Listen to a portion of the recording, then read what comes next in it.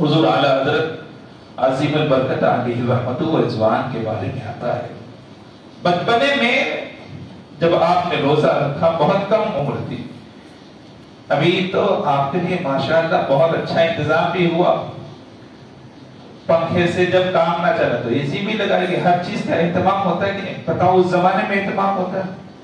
آج ابھی بات ہو رہی تھی کہ یو پی میں گرمی سخت ہے، ہاں یقیناً سخت ہے، لیکن یاد رکھو سختیاں جتنی زیادہ ہوتی ہیں اجر بھی اتنا زیادہ ملتا ہے۔ سختیاں جتنی زیادہ ہوتی ہیں اجر بھی اتنا ہی زیادہ ملا کرتا ہے۔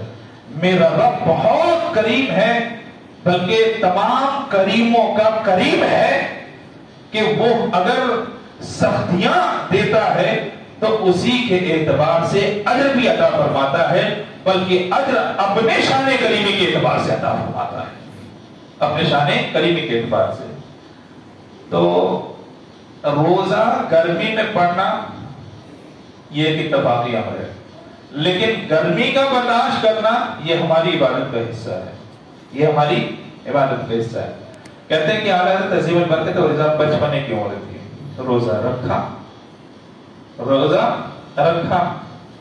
اور پھر اس کے بعد وہاں تو صبح 7 ہی بجے اتنا سورج اچھی طرح سے چمکنے لگتا ہے کہ 30-35 کا ٹمپریچر کبھی کبھی صبح 8 بجے ہی ہو جاتا ہے، ہوتا ہے کہ نہیں ہوتا ہے؟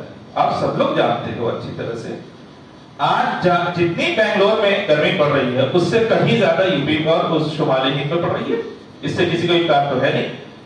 ارے شمال چھوڑ دو، آپ کے یہاں کا ٹمپریچر 30 کے اندر کا، یہ ہبلی کی طرف چلے جاؤ دیکھو وہاں کا ٹمپریچر 40 کا پہنچ جائے گا، رائچور چلے جاؤ، گلبرگہ چلے جاؤ، یہ سب وہ مقامات ہیں جہاں پہ 40 کا آج بھی ٹمپریچر ہے، تو وہاں پہ روزہ رکھنا اور مشکل ہوگا۔ اعلیٰ حضرت عظیم البرکت اور جوان نے روزہ رکھا، ظاہر سی بات ہے صبح سے دھوپ نکلی ہوئی ہے، کوئی اے سی کا انتظام تھوڑی نہ تھا، بچے کے چہرے پر کہتے ہیں کہ کچھ اس طرح کے آثار جو پیاس کی وجہ سے نمایاں ہوتے ہیں وہ نمایاں ہونے لگے، اور دوپہر کے بعد باقاعدہ افطاری کا انتظام ہونے لگا۔ مسلم گھرانوں میں الحمدللہ دیکھو دنیا کا کوئی بھی کھانا پکایا جائے عبادت کا حصہ نہیں ہے، لیکن جو کھانا افطاری کے لیے بنایا جائے وہ عبادت کا حصہ ہے۔ سن لو اس چیز کو، دنیا میں ولیمے کا کھانا یہ بھی عبادت ہے، کہتے ہیں افطار کے لیے جو کوئی بھی کھانا بناؤ آپ اس کے لیے کوئی فضیلت نہیں ہے، تو یہاں تک کہ شادیوں میں بھی جو کھانا کھلایا جاتا ہے اس کی بھی کوئی فضیلت نہیں ہے۔ ہم دوست احباب کی دعوت کرتے ہیں، بلاتے ہیں، کوئی فضیلت نہیں ہے، بس یہ ہے کہ صلہ رحمی ہے، اس کے علاوہ کچھ نہیں۔ لیکن رمضان المبارک میں جو کھانا افطار کے لیے تیار کیا جاتا ہے تو کہتے ہیں یہ دنیا کا وہ کھانا ہے جس کو پکانا بھی عبادت ہے، کھانا بھی عبادت ہے۔ جی ہاں، آپ اس کو اس طور پہ نہ لیں کہ کھانے کے لیے سب بناتے ہیں، ہاں کھانے ہی کے لیے بناتے ہیں، کیا کمی ہے، کیا برائی کیا ہے؟ ہم کھاتے بھی اس لیے ہیں تاکہ اللہ کی رضا حاصل ہو، اور روزہ بھی اسی لیے رکھتے ہیں تاکہ اللہ کی رضا حاصل ہو۔